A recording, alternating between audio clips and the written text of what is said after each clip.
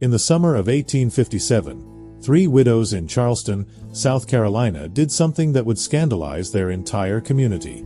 They pooled their money together and purchased a young man at auction. What happened behind the closed doors of their shared estate would lead to 2 dead bodies, a town-wide investigation, and a secret so disturbing that even the judge presiding over the case ordered all records sealed for 50 years. This is that story. If you're ready to uncover one of the most disturbing chapters in American history that textbooks deliberately left out, stay with this story until the end. What you're about to hear has been verified through sealed court documents, personal diaries, and testimony that was suppressed for half a century. The Charleston Slave Market on Meeting Street operated like clockwork every Tuesday and Friday. Buyers arrived early, inspecting merchandise with the clinical detachment of farmers purchasing livestock. But on July 14, 1857, something unusual caught the attention of the regular traders.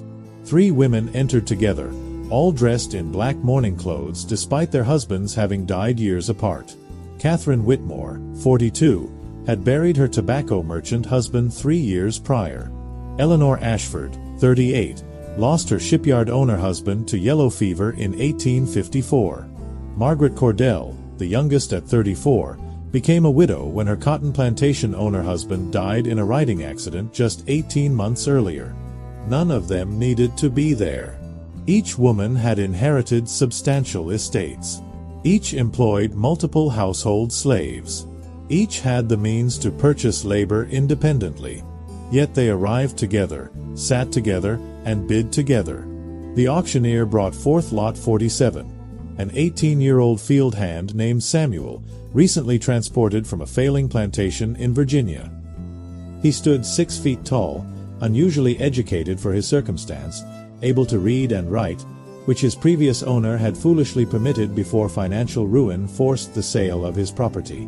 The bidding started at $300. Within minutes, it escalated beyond reason. Plantation owners who needed strong backs for their fields dropped out at $600. The 3 widows continued, their unified bids spoken in turns like a rehearsed performance. At $1,050, the hammer fell. The price was absurd for a single field hand. Several buyers exchanged knowing glances. In the economy of human flesh, something didn't add up. The women paid in cash, collected their receipt, and departed with Samuel walking 10 paces behind them. They didn't take him to any of their individual estates. Instead, they directed him to a property none of them officially owned, a secluded 3-story townhouse on the edge of the historic district, purchased under a business arrangement 6 months earlier. The neighbors knew little about this house except that it remained perpetually shuttered and that deliveries arrived after dark. As Samuel crossed the threshold that afternoon, the door closed behind him. He wouldn't be seen in public again for 11 months. And when he finally emerged, 2 of the women who purchased him would already be dead. The house on Longitude Lane operated under rules that defied the conventional master-slave dynamic of antebellum Charleston. Samuel wasn't assigned to field work, kitchen duty, or any labor that defined plantation slavery. Instead, he was given a room on the 2nd floor, furnished better than most free workers could afford. Catherine Whitmore explained the arrangement the first evening. The 3 widows had formed what they called a domestic cooperative, after discovering their shared circumstances through Charleston's tight-knit society of bereaved wives. Each had wealth but no male heir, no son to manage estates, no husband to provide the social legitimacy that Southern society demanded. They needed something specific from Samuel, and they were willing to pay extraordinarily well for it. His duties were unconventional. He would serve as their shared companion, confidant, and public escort when necessary. In private, he would provide intellectual conversation, read aloud from books they couldn't openly discuss in mixed company, and offer perspectives from a world their privileged positions had shielded them from experiencing. On the surface, it appeared almost benign, an eccentric arrangement between wealthy women and an educated young man. But Charleston society in 1857 didn't permit such arrangements to exist without consequence. The women rotated schedules. Catherine claimed Monday and Thursday evenings. Eleanor took Tuesday and Friday. Margaret reserved Wednesday and Saturday. Sundays, Samuel had to himself, though he remained confined to the property. During those first weeks, the arrangement maintained a facade of propriety. Conversations remained intellectual. Samuel read from Plutarch's Lives, discussed agricultural innovations, and answered questions about his upbringing on a Virginia plantation where his master had taught him letters as an experiment in proving human educability. But the boundaries began shifting in ways subtle and unmistakable. Eleanor Ashford started requesting that Samuel dine with her rather than eating separately in the kitchen. She asked increasingly personal questions about his thoughts on freedom, love, and what he imagined life could be beyond the institution that owned him. Margaret Cordell commissioned a tailor to make Samuel proper evening clothes, stating that his appearance reflected on their collective reputation. She began taking him on evening walks through the garden, conversing in ways that would have horrified her late husband's family. Catherine Whitmore, the eldest and most pragmatic of the three, watched these developments with growing concern. She had initiated the cooperative with specific boundaries in mind: companionship without complication, intellectual engagement without emotional entanglement. By September, those boundaries had dissolved entirely. What started as an unusual business arrangement was transforming into something far more dangerous. In 1857 Charleston, the consequences for crossing certain lines didn't distinguish between willing participants and coerced ones. The law recognized only one crime, and the penalty was death. Keep watching to understand how quickly everything unraveled. The first fight between the widows occurred on a Tuesday evening in late September. Samuel was reading Dante's Inferno aloud to Eleanor when Catherine arrived 2 hours early for her scheduled Thursday evening. She found them seated closer than propriety allowed, Eleanor's hand resting on Samuel's arm as he described the circles of hell. The argument that followed shook the foundations of their cooperative. Catherine accused Eleanor of violating their agreement. Eleanor countered that no written document specified emotional boundaries. Margaret, summoned to mediate, suggested they dissolve the arrangement entirely and grant Samuel his freedom. That suggestion created an irreparable fracture. Catherine refused, not out of cruelty but calculation. Freeing Samuel meant questions from magistrates, documentation that would expose their arrangement, scrutiny that could destroy their reputations and invalidate their control over their late husband's estates. They were trapped by the very system they had attempted to circumvent. Samuel, present during this argument, understood something the women didn't yet grasp. He had become the most dangerous person in Charleston.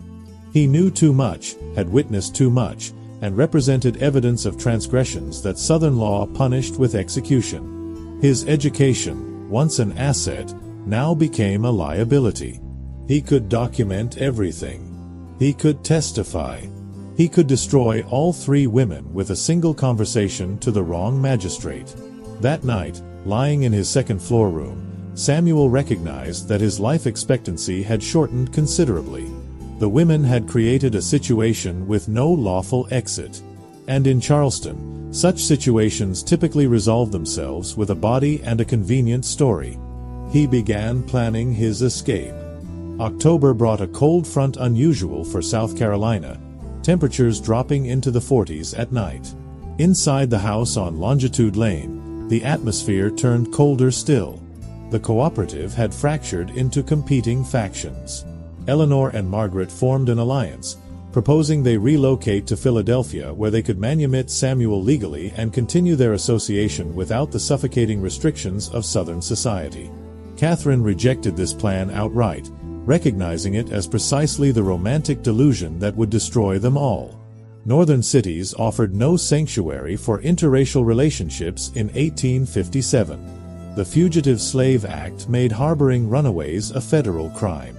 Even legally freed blacks faced constant scrutiny, violence, and the perpetual threat of being kidnapped and sold south again. Catherine understood that relocating wouldn't solve their problem. It would merely change the jurisdiction where they'd be prosecuted. She proposed an alternative: maintain the current arrangement indefinitely, enforce strict boundaries, and ensure Samuel remained profitable enough to justify the investment. Treat him well, but remember what he was: property, not a partner. This pragmatism drove Eleanor to fury. During an argument on October 19th, she said something that would later be recorded in court testimony. "He's more human than any of our dead husbands ever were." Catherine's response was immediate and calculated. She began documenting everything in a leather journal: dates, times, conversations, boundary violations. She was building a legal defense for whatever came next. Meanwhile, Samuel navigated increasingly dangerous terrain. Eleanor confessed feelings she shouldn't have possessed. Margaret asked questions about his desires for a future that couldn't exist. Catherine watched him with the cold assessment of someone calculating a problem's most efficient solution. He attempted his first escape on October 23rd. The plan was simple. During his Sunday solitude, he would exit through the garden door, make his way to the docks, and stow away on a vessel bound for anywhere. He had memorized shipping schedules from newspapers the women left scattered around the house. He made it as far as the garden gate before discovering it padlocked with a mechanism he couldn't pick. The three widows, despite their conflicts, had unified on one point: Samuel couldn't be permitted to leave. Catherine found him there at dawn. She didn't rage or threaten. Instead, she explained the mathematics of his situation with brutal clarity. If he escaped and was caught, he'd be executed as a runaway, and the women would face questioning about why a literate slave fled from apparently good treatment. If he escaped successfully, the women would report him stolen, and bounty hunters would pursue him through every northern state. If he remained, he lived comfortably but trapped. "You're valuable," Catherine said. "That's both your protection and your prison." Samuel returned to his room. The door, he noticed for the first time, now locked from the outside. The house on Longitude Lane had transformed from an unconventional arrangement into a pressure cooker of conflicting desires, legal impossibilities, and mounting paranoia. What happened next would leave two people dead and force the third to make a choice that would haunt Charleston's legal system for decades. Stay with this story, because the darkest chapter is still ahead. By November, the household operated under an unspoken state of siege. The women barely spoke to one another outside of logistics. Samuel's schedule became rigid: meals delivered to his room, reading sessions conducted in supervised silence, no more evening walks or casual conversations. Eleanor began showing signs of psychological fracture. She stopped eating regularly, spent hours in her room writing letters she never sent, and made repeated suggestions about poison as a solution to impossible situations. Margaret interpreted this as suicidal ideation. Catherine understood it as something far more dangerous. On November 8th, Eleanor didn't arrive for her scheduled evening. Margaret went to check on her at her estate and found her collapsed in her bedroom, barely conscious, a half-empty bottle of laudanum on the nightstand beside her. The doctor called it an accidental overdose. The timing was too convenient to be accidental. Eleanor survived but emerged changed, quiet, withdrawn, and focused on Samuel with an intensity that alarmed even Margaret. She began insisting that they had to free him properly or end this mercifully. Catherine recognized the threat immediately. Eleanor had become unpredictable, a liability who might confess everything to a magistrate, a priest, or anyone who would listen. On November 14th, Catherine visited a pharmacist in a neighboring district and purchased arsenic, claiming she had a rat problem in her warehouse. She did have a rat problem, but it wasn't the four-legged kind. Eleanor Ashford died on November 21, 1857, at approximately 3 o'clock in the morning. The doctor attributed her death to heart failure, a complication of her recent laudanum overdose. He signed the death certificate without demanding an autopsy. Wealthy white women in Charleston rarely received such indignities.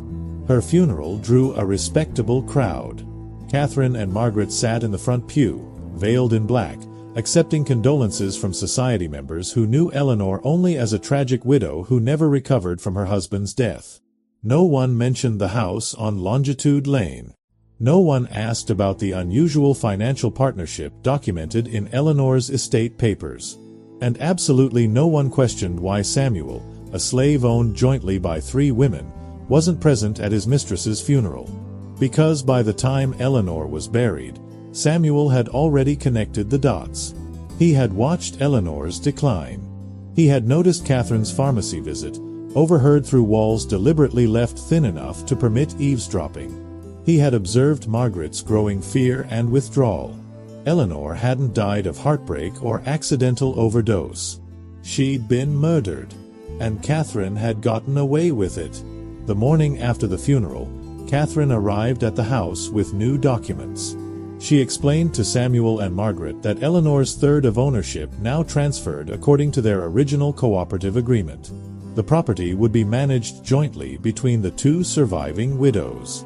Margaret signed the papers with trembling hands. She knew what she was signing: complicity in murder, continued imprisonment of Samuel, and her own potential death warrant if she became inconvenient. That night, Margaret came to Samuel's room. For the first time since the locks were installed, she carried the key and opened his door of her own volition. "We have to run," she whispered. "Both of us. Tonight." Samuel recognized the trap immediately. If they ran together, they'd be caught within days. An interracial couple traveling through South Carolina in 1857 would trigger immediate pursuit. They'd be captured, and the resulting trial would expose everything: the cooperative, the relationship, the circumstances of Eleanor's death. Catherine was counting on exactly this reaction. She had murdered Eleanor to consolidate power and eliminate a liability.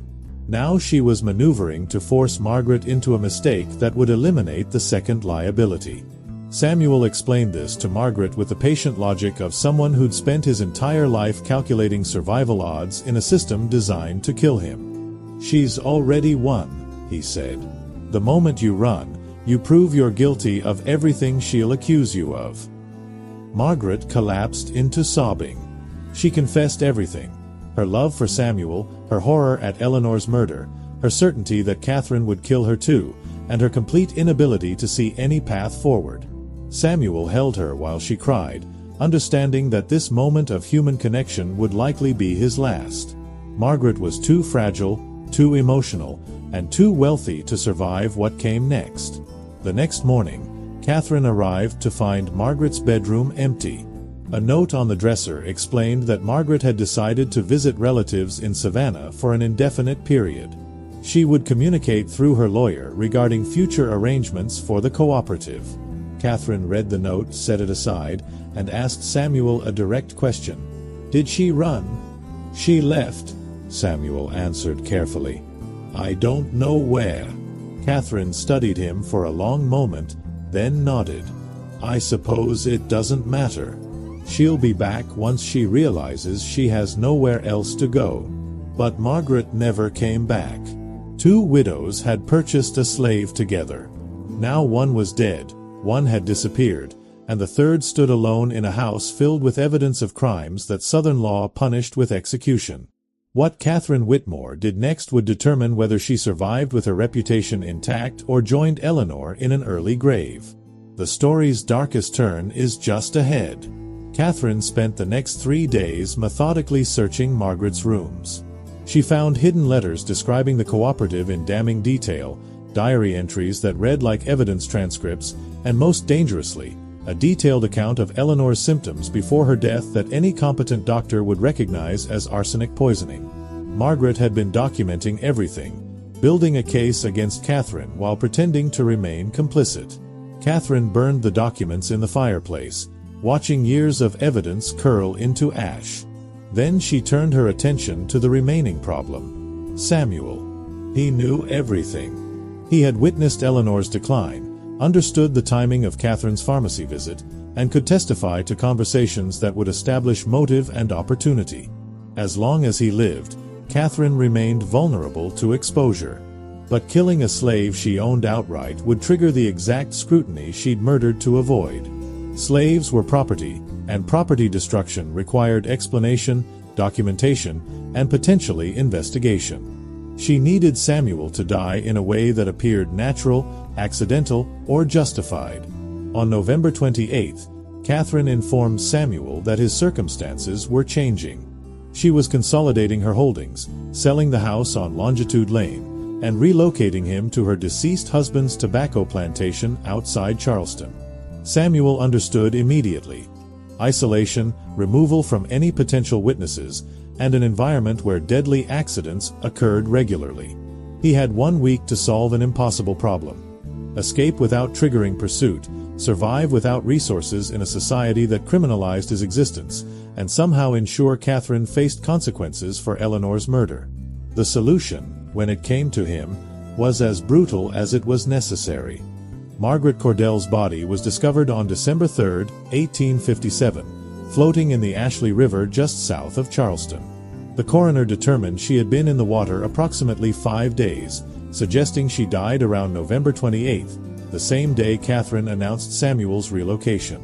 The official cause of death was listed as drowning, likely suicide given her documented melancholy following Eleanor's death. No investigation was opened. Tragic widow, overwhelmed by grief, takes her own life. The story was common enough to avoid scrutiny. But Samuel knew better because he had been there. November 28th had unfolded exactly as Catherine planned. She arrived at the house with 3 hired men to transport Samuel to the plantation. What she didn't plan for was Margaret appearing at the front door, disheveled and desperate, carrying a pistol she barely knew how to operate. Margaret had been hiding in a boarding house under a false name, gathering courage to report everything to the authorities. But courage failed her at the critical moment. Instead of going to the magistrate, she returned to confront Catherine directly. The confrontation happened in the first-floor parlor with Samuel locked in his upstairs room. But the walls were thin, and voices carried. Margaret accused Catherine of murdering Eleanor. Catherine denied nothing but explained calmly why it had been necessary. Eleanor was going to confess everything to a priest, seeking absolution for sins she couldn't live with. That confession would have destroyed all 3 of them. "I saved us," Catherine said. "You should be thanking me." Margaret's response was to raise the pistol. She demanded Catherine confess to the authorities, demanded Samuel be freed immediately, demanded impossible things that revealed her complete disconnection from reality. Catherine talked her down with practiced patience, convinced her to lower the weapon, suggested they discuss this rationally over tea. The tea was poisoned. Margaret managed 3 sips before recognizing the bitter taste she'd learned to identify from Eleanor's final days. She dropped the cup, staggered toward the door, and made it as far as the garden before collapsing. Catherine followed her outside, watched her convulse, and waited for the arsenic to finish its work. Then she dragged Margaret's body to her carriage, drove to the Ashley River in darkness, and rolled her into the water. Samuel watched all of this from his second-floor window. When Catherine returned to the house, covered in mud and river water, she found Samuel sitting calmly in the parlor. She had forgotten to lock his door after the hired men departed. "You saw," Catherine said. "It wasn't a question." "Everything," Samuel confirmed. They stared at each other across a room that had witnessed 2 murders and countless smaller deaths of conscience and humanity. Catherine calculated quickly. Killing Samuel now would require explanation for the hired men who'd seen him alive hours earlier. Letting him live meant perpetual vulnerability. The mathematics of murder had become impossibly complex. "What do you want?" she finally asked. Samuel had spent the last week preparing for exactly this question. His answer was precise, calculated, and utterly unexpected. "I want to testify." A slave demanding to testify against his owner in 1857 South Carolina was legal impossibility. Slaves couldn't testify in court against white people under any circumstances. But Samuel had spent his entire life navigating impossible systems, and he had discovered a loophole that even Catherine's calculating mind hadn't anticipated. What happens next will determine who survives and who faces the hangman's noose. Catherine laughed at the suggestion. "Slaves can't testify." You know that.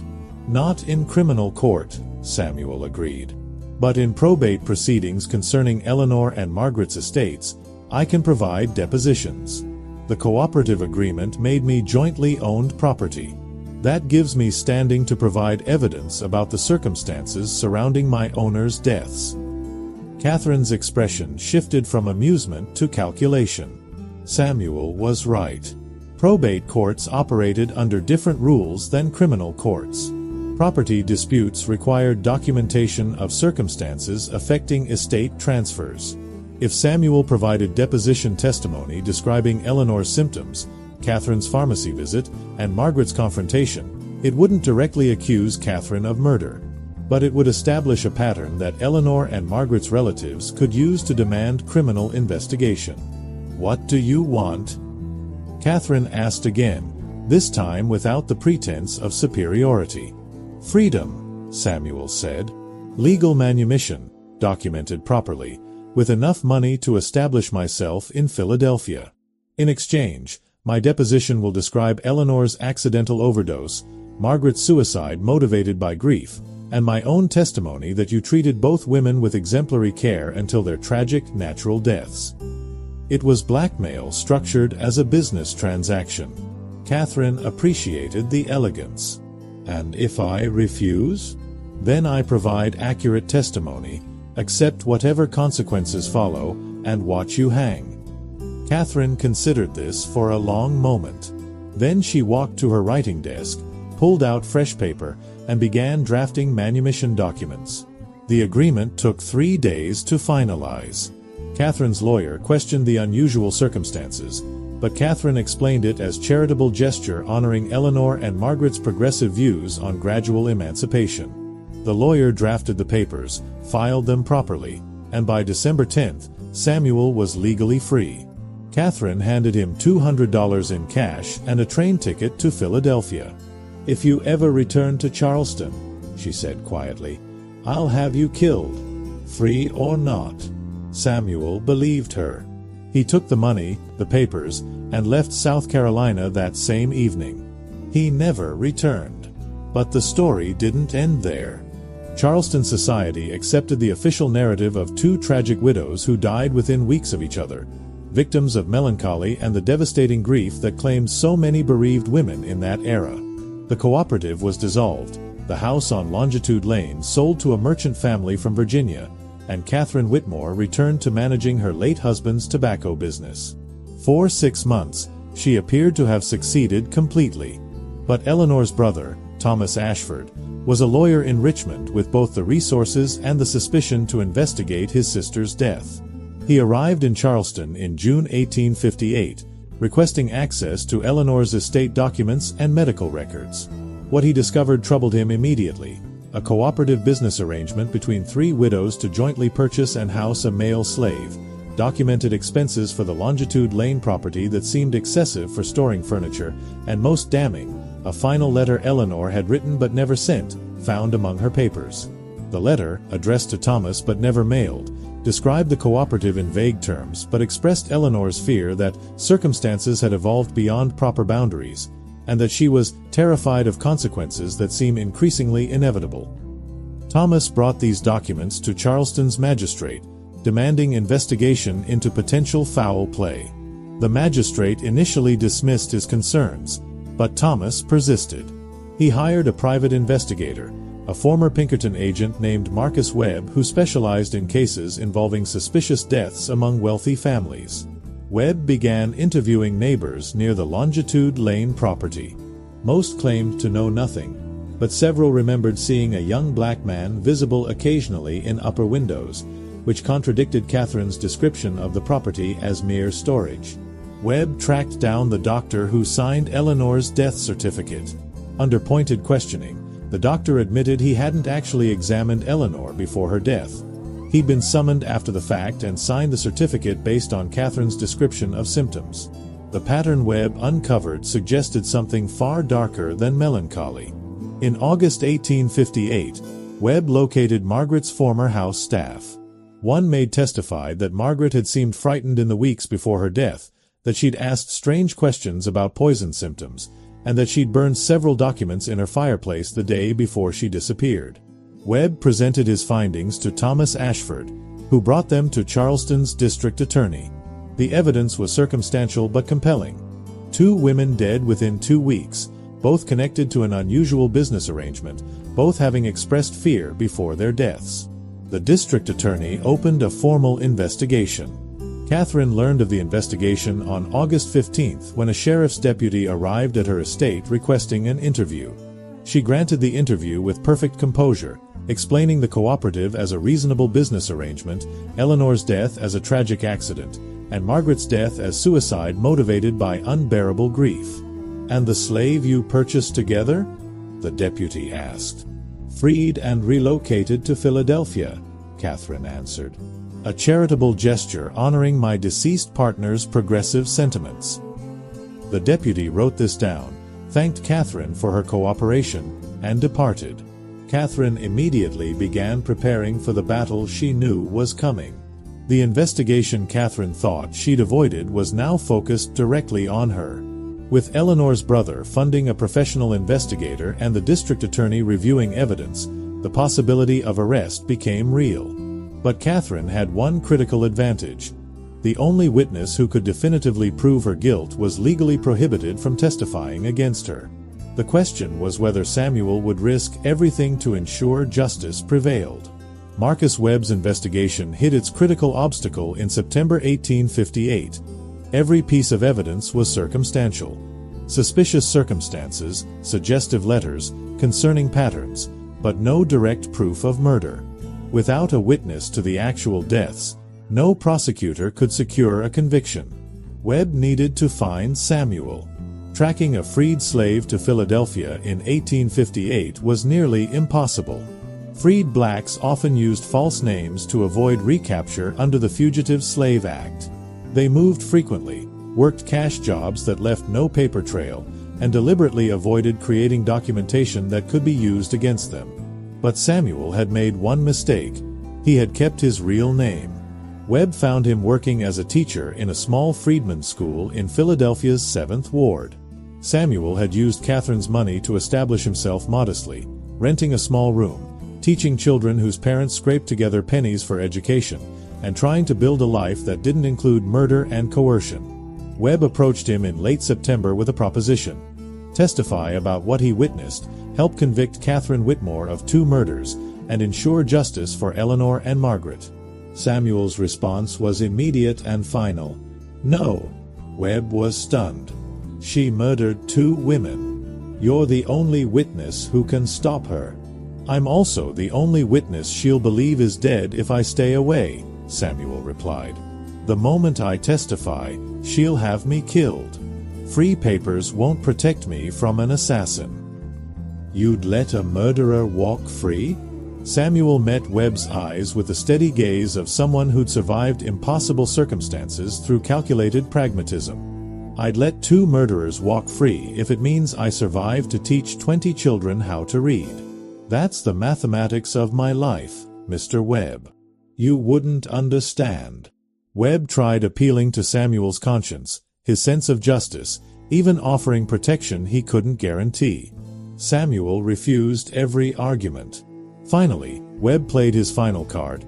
Eleanor's brother is offering $500 for testimony that convicts her killer. $500 was life-changing money for a freedman in 1858. It was security, education, business capital, and escape from poverty. Samuel considered this for a long moment. Then he asked a question that revealed the true complexity of his position. "If I testify and she's convicted, what happens to me?" Webb didn't have a good answer. Even with Catherine convicted, Samuel would remain a freed black man who'd accused a white woman of murder. He'd be a marked target for every racist who believed he'd stepped beyond his place. He'd never be safe in America again. "I'll take my chances with silence," Samuel said finally. "Tell Thomas Ashford I'm sorry for his loss. But I won't die for his sister's justice." Webb returned to Charleston empty-handed. The Charleston district attorney, faced with compelling circumstantial evidence but no witness willing to testify, made a calculated decision. He would prosecute Catherine Whitmore for fraud and conspiracy rather than murder. The charges filed in October 1858 alleged that Catherine had conspired with Eleanor and Margaret to violate South Carolina's laws regarding slave ownership and cohabitation, that she had defrauded Eleanor's estate through manipulation of the cooperative agreement, and that she had failed to properly report circumstances surrounding Margaret's death. The charges avoided the word murder, but implied it heavily. Catherine's trial began on November 3, 1858, exactly 1 year after Eleanor's death. The courtroom was packed with Charleston society members who had never heard of the cooperative, the house on Longitude Lane, or the arrangement between 3 widows and an 18-year-old slave. The prosecution built its case methodically: estate documents proving the cooperative, testimony from neighbors about suspicious activities, the doctor's admission that he hadn't examined Eleanor before signing her death certificate, and Margaret's maid describing her mistress's fear before her death. Marcus Webb testified about his investigation, presenting Eleanor's unsent letter as evidence of her fear and distress. The defense attorney, one of Charleston's most expensive lawyers, countered every point. The cooperative was unusual but legal. Eleanor's letter was vague and could reference any number of concerns. Margaret's suicide was tragic but not criminal, and the entire prosecution was built on innuendo and speculation. Where is the evidence of fraud? The defense attorney demanded. Where is the proof of conspiracy? The prosecution has presented you with tragic coincidences and asks you to convict a respectable widow based on suspicion.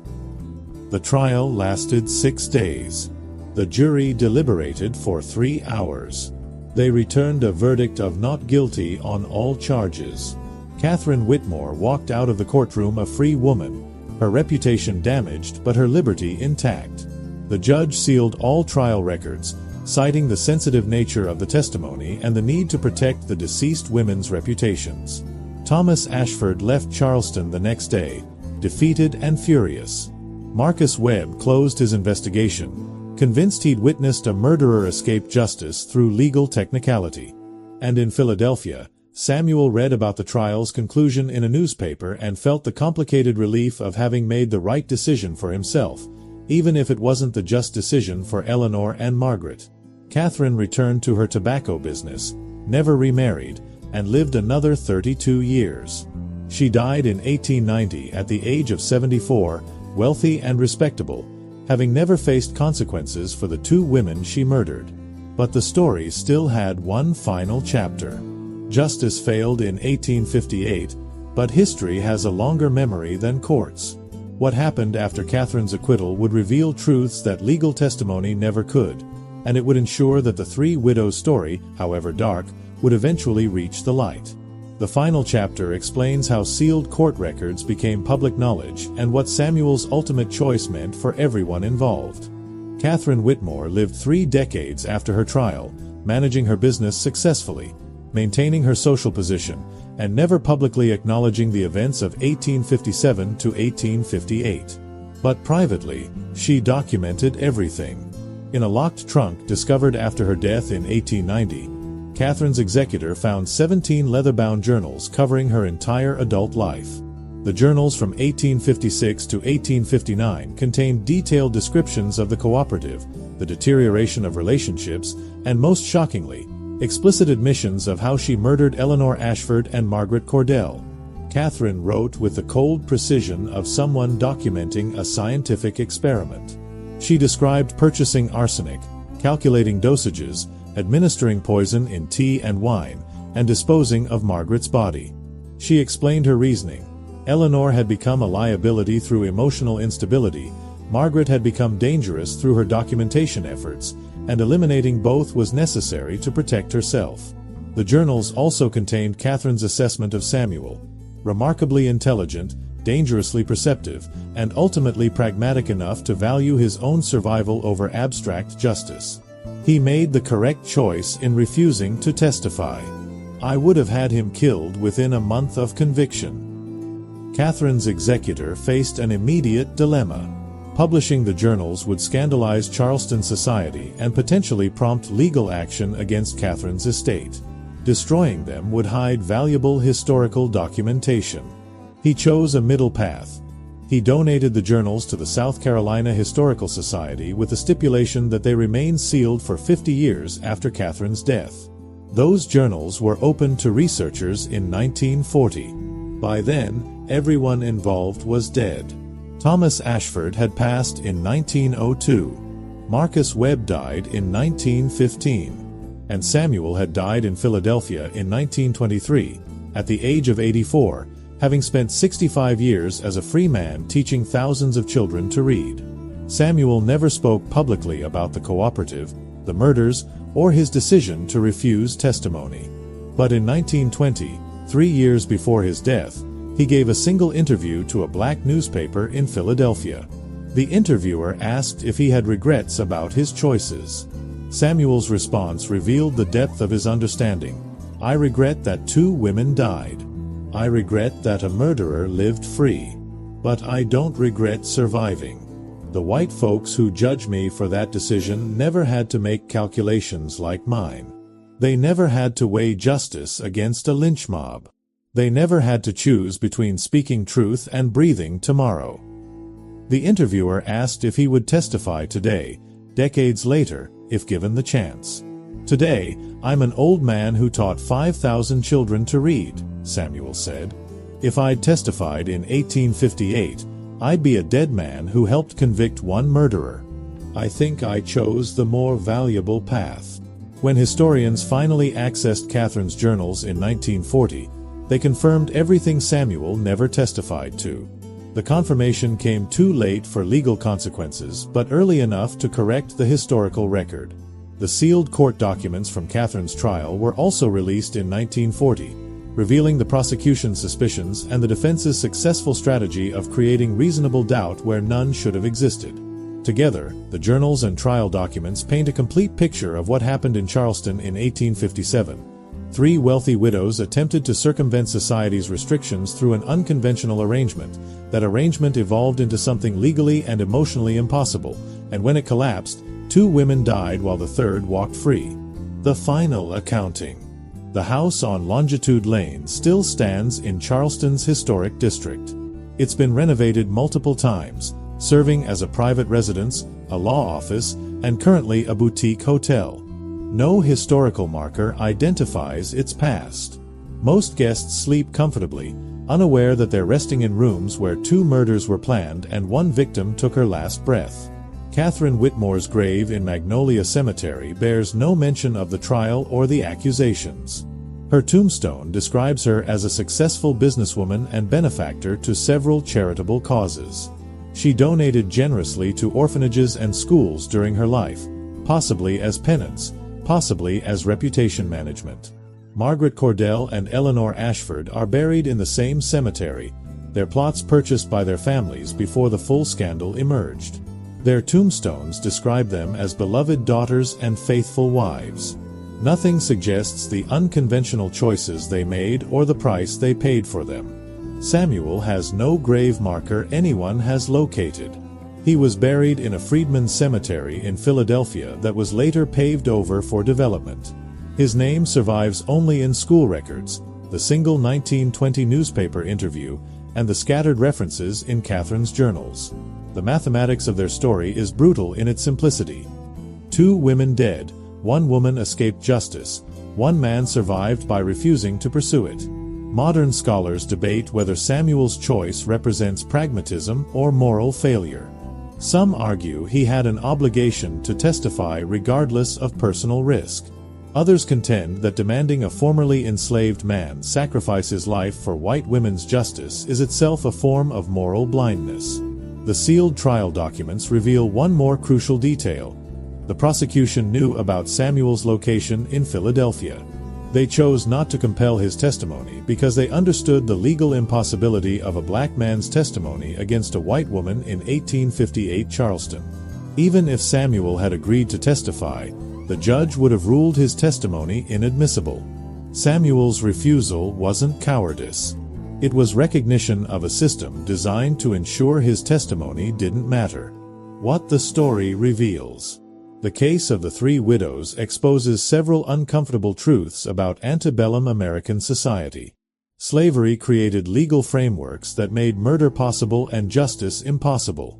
Catherine could purchase another human being, hold him prisoner, and use the law to prevent him from testifying against her. The same system that enslaved Samuel also protected Catherine. Wealthy white women occupied a peculiar position in Southern society.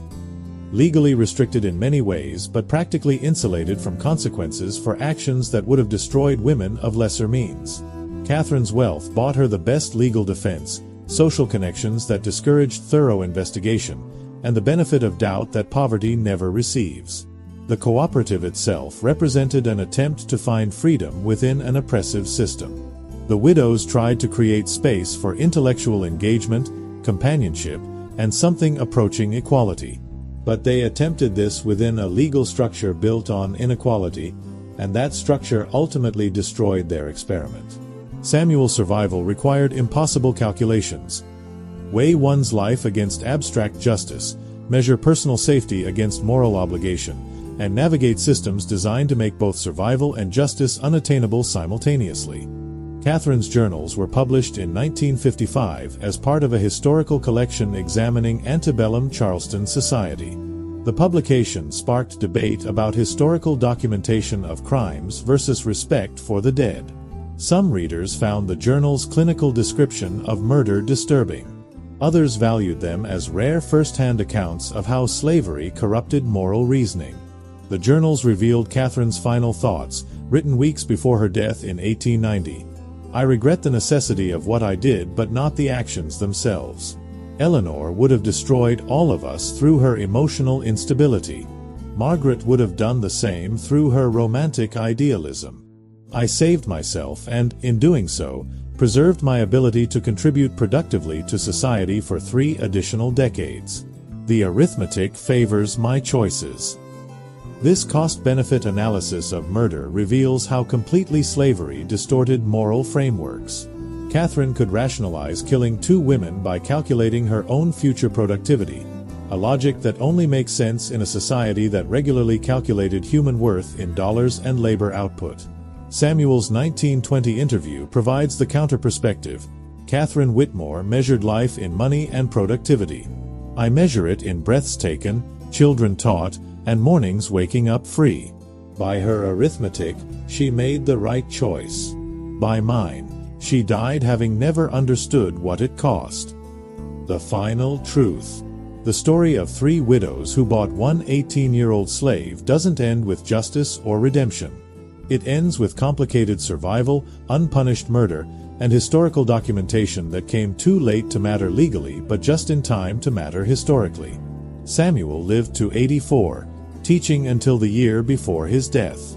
His students included children who became doctors, lawyers, teachers, and civil rights activists in the 1950s and 1960s.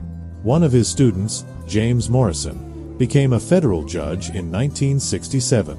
At Morrison's swearing-in, he credited a teacher named Samuel who once told me that surviving unjust systems long enough to dismantle them is more valuable than dying to protest them. Catherine's business provided employment to dozens of people, black and white, for 30 years after the murders. Her charitable donations funded schools and orphanages. By conventional measures of productive citizenship, she succeeded brilliantly. But she died alone, unmarried, having murdered 2 women and lived with that knowledge for 32 years.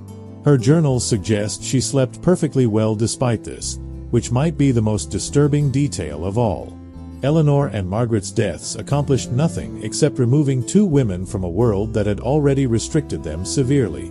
Their attempt to find freedom within slavery's legal framework failed completely, proving that systems built on oppression cannot be reformed from within. They can only be survived or destroyed. The house on Longitude Lane contains these ghosts: 2 murdered women, 1 murderer who died free, and 1 survivor who chose life over justice because justice wasn't actually available to him.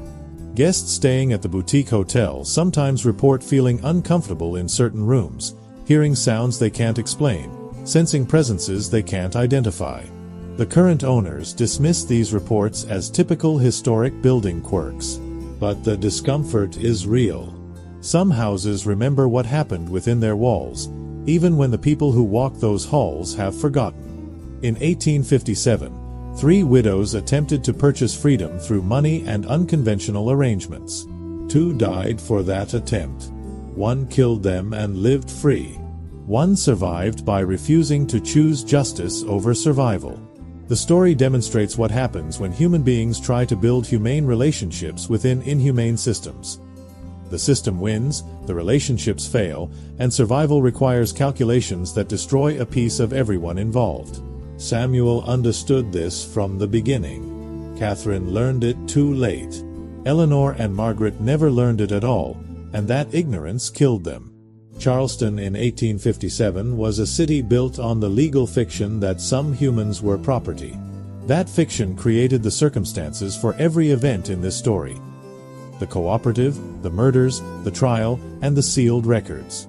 When the journals were finally opened in 1940, America was different but not different enough. Black Americans still faced legal restrictions, social oppression, and violence for attempting to testify against white Americans. The specific laws had changed, but the power dynamics remained recognizable. By 1955, when the journals were published, the civil rights movement was beginning to dismantle some of those structures. Readers encountered Catherine's cold cost-benefit analysis of murder during the same years that Americans were watching black children integrate schools under military protection. The parallel was impossible to miss. The same legal frameworks that protected Catherine in 1858 were still protecting white murderers in 1955. The same calculations that Samuel made about testifying in 1858 were being made by black witnesses to racial violence in 1955. The story of 3 widows and 1 slave isn't historical curiosity.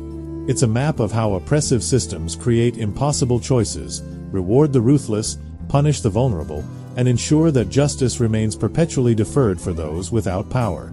Samuel's choice to value survival over testimony wasn't cowardice. It was the recognition that systems designed to prevent justice cannot be fixed by individual sacrifice.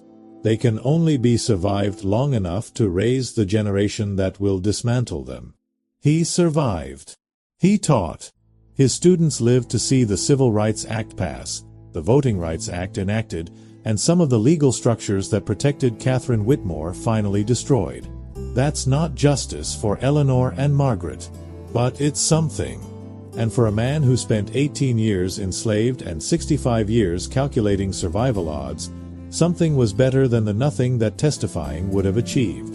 The sealed court records confirm this.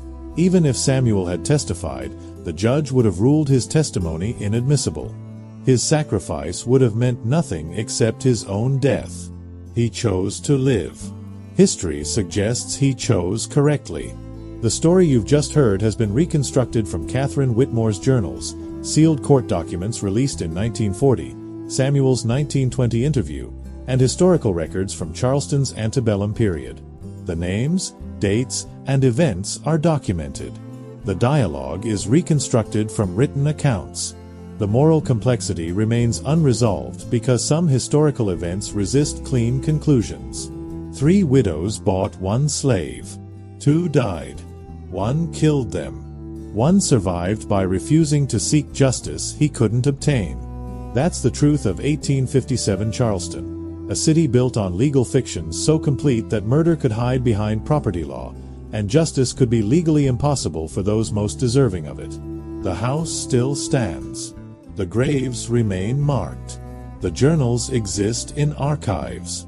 And somewhere in Philadelphia, unmarked and paved over, a freedman rests who chose to teach 5,000 children rather than die testifying against a woman the court would have protected anyway. History doesn't always deliver justice. Sometimes it just delivers truth, decades too late to matter legally but just in time to matter morally. This was that truth.